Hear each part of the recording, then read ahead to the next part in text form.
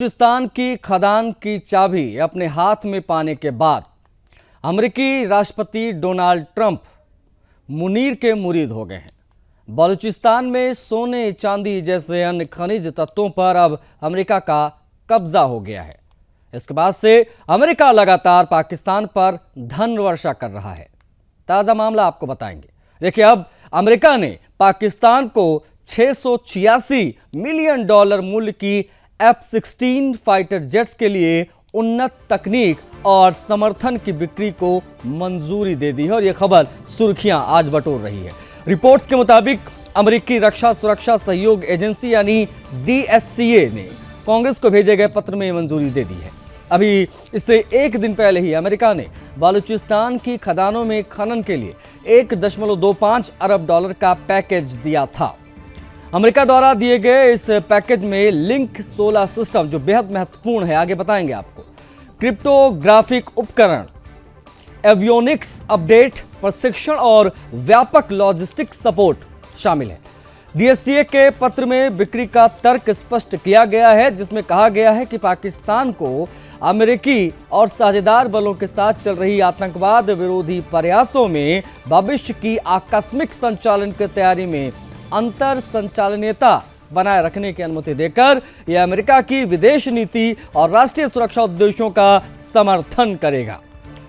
देखिए, प्रस्तावित बिक्री पाकिस्तान के F-16 बेड़े को आधुनिक बनाने, परिचालन सुरक्षा चिंताओं का समाधान करने का उद्देश्य रखती है।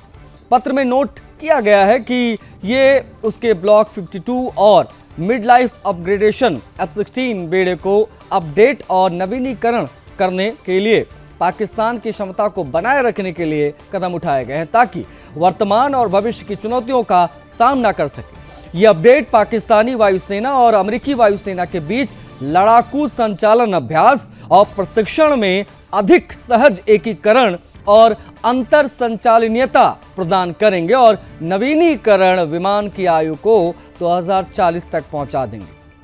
जो विमान F-16 अगले कुछ वर्षों में कंडम होने वाले थे, उसकी लाइफ इससे 2040 तक बढ़ जाएगी, जबकि महत्वपूर्ण उड़ान सुरक्षा चिंताओं का समाधान भी करने की योजना है। पत्र पाकिस्तान की तकनीक को आत्मसात करने की तत्परता पर भी जोर देता है, जिसमें कहा गया है कि ये देश अपनी सैन्य सेनाओं को बनाए रखने के लिए प्रतिबद्धता दिखा चुका है और इन वस्तुओं और सेवाओं को अपनी सशस्त्र सेनाओं में आत्मसात करने में कोई कठिनाई नहीं होगी।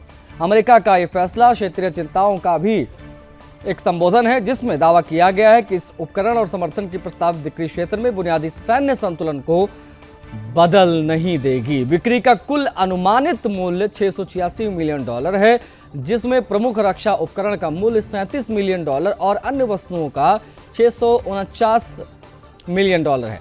पत्र का समापन ये कहते हुए होता है कि बिक्री अमेरिका की विदेश नीति और राष्ट्रीय सुरक्षा उद्देश्यों का समर्थन करेगी, साथ ही यह भी सुनिश्चित करेगी पाकिस्तान अपना F-16 बेड़े को सुरक्षित और प्रभावी ढंग से संचालित करना जारी रखेगा।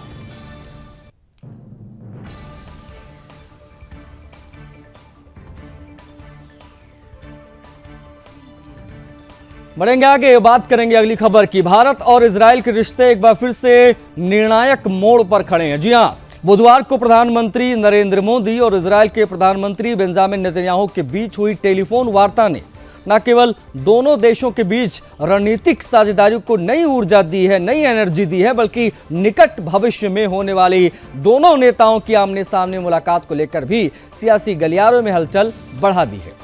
इजराइल के प्रधानमंत्री कार्यालय PMO ने इस बातचीत के बाद दावा किया है कि दोनों नेता बहुत जल्द मुलाकात के लिए सहमत हुए हैं। ये मुलाकात दिल्ली ब्लास्ट के बाद पहली बार होगी, जिससे इसकी अहमियत और बढ़ जाती है। दोनों ही नेताओं की ये मुलाकात उस समय हो रही है जब भारत और इजराइल दोनों आतंकवाद के खिलाफ वैश्विक मंच पर लगातार मजबूत और एकजुट रुख अपनाए हुए हैं। फोन पर हुई बातचीत के दौरान प्रधानमंत्री मोदी और नेतन्याहू ने आतंकवाद के खिलाफ फिर से अपना जीरो टॉलरेंस दोहराया, साफ किया कि आतंकियों और उन्हें पनाह देने वाले देशों के खिलाफ कार्रवाई से पीछे नहीं हटेंगे। दोनों देशों ने अंतर्राष्ट्रीय संस्थाओं से भी अपील की है कि आतंकवाद के मुद्दे पर अब दोहरे मानदंड बंद होने चाहिए और दुनिया को स्पष्ट रूप से आतंक के खिलाफ खड़ा होना होगा। ऐसे में इस संभावित मुलाकात को सिर्फ राजनीतिक औपचारिकता नहीं बल्कि वैश्विक आतंकवाद के खिलाफ एक मजबूत रणनीति निर्माण की दिशा में बड़ा कदम माना जा रहा है। दिलचस्प बात यह है कि भारत और इजराइल के बीच बीते कुछ महीनों में कई उच्च स्तरीय हाई लेवल मंत्री स्तरीय दौरे हो चुके हैं, जिनमें यह संकेत मिला है कि दोनों देश भविष्य की साझेदारी को और सशक्त करने की राह पर हैं। इसी वर्ष इजराइल के पर्यटन मंत्री हाइम काट्स, अर्थव्यवस्था एवं उद्योग मंत्री नीर बरकात, कृषि एवं खाद्य सुरक्षा मंत्री अवी डिक्टर और वित्त मंत्री इजराइल के बेजालेल समेत्रिच भारत के दौरे पर आ चुके हैं। इन बैठकों ने रक्षा, कृषि, साइबर सुरक्षा, ऊर्जा और टेक्नोलॉजी जैसे क्षेत्रों में सहयोग की नई संभावनाओं को भी जन्म दिया है। भारत इजराइल संबंधों में एक महत्वपूर्ण पहलू मुक्त व्यापार समझौता यानी FTA भी है, जिस पर दोनों देश तेजी से अग्रसर हैं। पिछले महीने वाणिज्य एवं उद्योग मंत्री पीयूष गोयल का इजराइल यात्रा के दौरान FTA के लिए टर्म्स ऑफ रेफरेंसेस TOR पर हस्ताक्षर हुए थे, जो समझौते की दिशा में एक बड़ा कदम माना जा रहा है। इससे पहले इजरायली वित्त मंत्री के भारत दौरे के दौरान दोनों देशों ने द्विपक्षीय निवेश संधि पर भी हस्ताक्षर किए थे। इससे व्यापार और निवेश के क्षेत्र में दोनों देशों के बीच में बड़ा आर्थिक सहयोग बढ़ने की उम्मीद है। हाल ही में कुछ मीडिया रिपोर्ट्स में दावा किया गया था कि दिल्ली में हुए विस्फोट के बाद सुरक्षा कारणों से प्रधानमंत्री नेतन्याहू अपनी भारत यात्रा टाल सकते हैं, लेकिन इजराइल ने इन रिपोर्ट को तुरंत खारिज कर दिया और भारत की सुरक्षा व्यवस्था पर पूर्ण विश्वास भी जताया। इजराइल ने साफ कहा कि दोनों सरकारें नेतन्याहू की यात्रा को तारीख की अंतिम रूप देने पर काम कर रही हैं और यात्रा टलने की कोई बात नहीं है। ये सारी बातें बेसलेस हैं। ये बयान भारत इजराइल भरोसे को और मजबूत करता है। भारत और इजराइल दोनों ही लंबे समय से आतंकवाद का सामना कर रहे हैं। भारत पाकिस्तान प्रायोजित आतंकवाद से जूझ रहा है, वहीं इजराइल हमास और हिजबुल्लाह जैसे संगठनों से लगातार संघर्ष कर रहा है। दोनों देशों का मानना है कि आतंकवाद के खिलाफ एक निर्णायक लड़ाई तभी संभव है जब वैश्विक समुदाय बिना भेदभाव के आतंकवादियों और उन्हें सपोर्ट करने वाले देशों के खिलाफ कठोर कदम उठाएगा। इसी विचारधारा की एकरूपता प्रधानमंत्री मोदी नेतन्याहू की मुलाकातों की अत्यधिक महत्वपूर्ण बनाती हैं। इस मुलाकात की आहट भर से पाकिस्तान में बेचैनी है। पाकिस्तान अच्छी तरीके से समझता है कि भारत और इजराइल मिलकर जिस तरीके से आतंकवाद के खिलाफ अंतर्राष्ट्रीय मंच पर आवाज उठाते हैं, उससे उसका अलग थलग होना तय हो जाता है। भारत इजराइल की सुरक्षा और खुफिया सहयोग पहले से ही मजबूत रहे हैं और इसे और शक्तिशाली बनाने की दिशा में ही दोनों देश लगातार कार्यरत हैं। ये वजह है कि विशेषज्ञों का मानना है कि यह मुलाकात क्षेत्रीय सुरक्षा पर गहरा असर डाल सकती है। कुल मिलाकर प्रधानमंत्री मोदी और बेंजामिन नेतन्याहू की प्रस्तावित मुलाकात केवल कूटनीतिक औपचारिकता नहीं है, इसे समझना होगा। ये भारत इजराइल के बीच रणनीतिक साझेदारी में एक नया अध्याय साबित हो सकती है। यह मुलाकात आतंकवाद के खिलाफ संयुक्त रणनीति, व्यापार और रक्षा सहयोग, टेक्नोलॉजी साझेदार और व्यापक क्षेत्रीय सुरक्षा ढांचे को मजबूती देने की दिशा में निर्णायक भूमिका निभाएगी। आने वाले दिनों में दोनों देशों के बीच की यह साझेदारी वैश्विक राजनीति में भी नया संतुलन पैदा कर सकती है।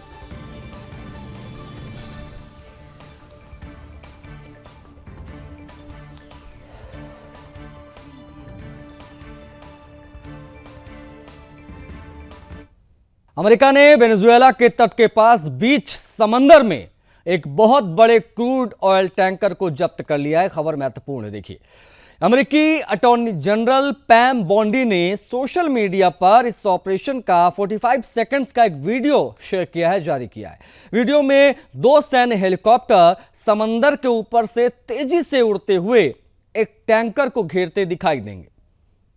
उनसे कई कमांडोज रस्सियों के सहारे टैंकर पर डेक पर उतरते हैं और कुछ ही मिनटों में टैंकर को अपने कब्जे में ले लिया जाता है। व्हाइट हाउस में पत्रकारों से बातचीत में राष्ट्रपति डोनाल्ड ट्रंप ने भी इस जब्ती की पुष्टि की है। दूसरी ओर वेनेजुएला के राष्ट्रपति निकोलस मदुरो ने इस कार्रवाई को समुद्री डकैती और खुलेआम चोरी करार देते हुए कड़ी निंदा की है। ट्रंप ने कहा है कि हमने वेनेजुएला के तट पर एक टैंकर जब्त कर लिया है। बहुत बड़ा टैंकर, शायद अब तक का सबसे बड़ा टैंकर कहना गलत नहीं होगा। जब से पूछा गया कि जहाज में भरे लाखों बैरल तेल का क्या होगा, तो ट्रंप ने मुस्कुराते हुए जवाब दिया, हम रख लेंगे। मुझे ऐसा लगता है, अटॉर्नी जनरल बॉन्डी ने कहा कि ये जहाज कई सालों से अमेरिकी प्रतिबंधों की सूची में था, क्योंकि ये वेनेजुएला और ईरान के प्रतिबंधित तेल को गैर कानूनी तरीके से लेकर जा रहा था। इस तेल की कमाई से विदेशी आतंकवादी संगठनों को मदद पहुंचाई जा रही थी। वहीं 3 अमेरिकी अधिकारियों ने बताया कि जहाज वेनेजुएला का तेल लेकर जा रहा था। मिलिट्री ऑपरेशंस का जहाज के कर्मचारियों ने कोई विरोध नहीं किया और ऑपरेशन में किसी को कोई नुकसान नहीं हुआ। बॉन्डी ने बताया कि इस अभियान को FBI, होमलैंड सिक्योरिटी इन्वेस्टिगेशंस और अमेरिकी कोस्ट गार्ड ने मिलकर अंजाम दिया, जबकि सैन्य सहायता अमेरिकी रक्षा विभाग ने प्रदान की। बॉन्डी ने इसे पूरी तरीके से सुरक्षित और सफल ऑपरेशन बताया। कहा कि प्रतिबंधित तेल की तस्करी करने वाले छिपे हुए नेटवर्क को तोड़ने के लिए ऐसे अभियान हम आगे भी जारी रखेंगे। वेनेजुएला के राष्ट्रपति निकोलस मदुरो ने कहा है कि अमेरिकी उनका तेल हथियाना चाहते हैं। रिपोर्ट के मुताबिक सितंबर से अब तक अमेरिका कैरिबियन सी में 22 से अधिक हमले कर चुका है, जिनमें से 80 से ज्यादा लोग मारे गए हैं।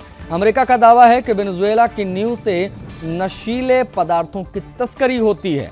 हालांकि अमेरिका ने कभी इसका कुछ सबूत प्रमाण नहीं दिया। वेनेजुएला ज्यादातर पैसा तेल बेचकर ही कमाता है और इसी पैसे से वो खाना, दवाइयां और अन्य चीजें खरीदता है। हालांकि उनके पास बहुत तेल है, लेकिन गलत नीतियां, अमेरिकी पाबंदियों और भ्रष्टाचार की वजह से तेल निकालने की क्षमता बहुत कम हो गई है वेनेजुएला में। पहले अमेरिका उनका सबसे बड़ा ग्राहक था, लेकिन रिश्ते खराब होने के बाद में अमेरिका ने तेल खरीदना लगभग वेनेजुएला से बंद कर दिया है। अब वेनेजुएला का करीब 80% तेल चीन खरीदता है। थोड़ा बहुत तेल अमेरिका और क्यूबा भी लेते हैं। यह ऑपरेशन ऐसे समय में हुआ जब अमेरिका और लैटिन अमेरिकी देश वेनेजुएला के बीच लगातार तनाव बढ़ता जा रहा है। अमेरिकी अधिकारियों का कहना है कि आने वाले दिनों में वेनेजुएला के खिलाफ ऑपरेशन शुरू हो सकते हैं। ट्रंप प्रशासन वेनेजुएला के राष्ट्रपति निकोलस मदुरो का तख्ता पलट भी करवा सकते हैं। ये जानकारी न्यूज एजेंसी रॉयटर्स ने अमेरिकी अधिकारियों के हवाले से दी है। अमेरिकी अधिकारियों के मुताबिक शुरुआत सीक्रेट ऑपरेशन से हो सकती है। हाल के हफ्तों में अमेरिकी सेना ने कैरिबियाई इलाके में बड़ी संख्या में जहाज, विमान और सैनिक तैनात किए हैं। दोनों देशों के बीच टकराव की आशंका बढ़ गई है। अमेरिकी रक्षा मंत्रालय के एक अधिकारी ने बताया, उनके मुताबिक USS Gravely, USS Jason Dunham और USS सैमसन नाम के 3 agencies Aegis guided missile destroyer warship Venezuela के तट पर तैनात कर दिए गए हैं। तीनों वॉरशिप हवा, समंदर और पनडुब्बी हमलों से रक्षा करने में माहिर हैं। उनके साथ 4000 सैनिक, P-8A यानी कि पोसाइडन विमान और एक हमलावर पनडुब्बी भी इसमें शामिल है। अमेरिका ने वेनेजुएला तट पर टैंकर जब जब्त किया, उसके बाद से क्या मूवमेंट हो रही है उससे संबंधित बेहद महत्वपूर्ण खबर।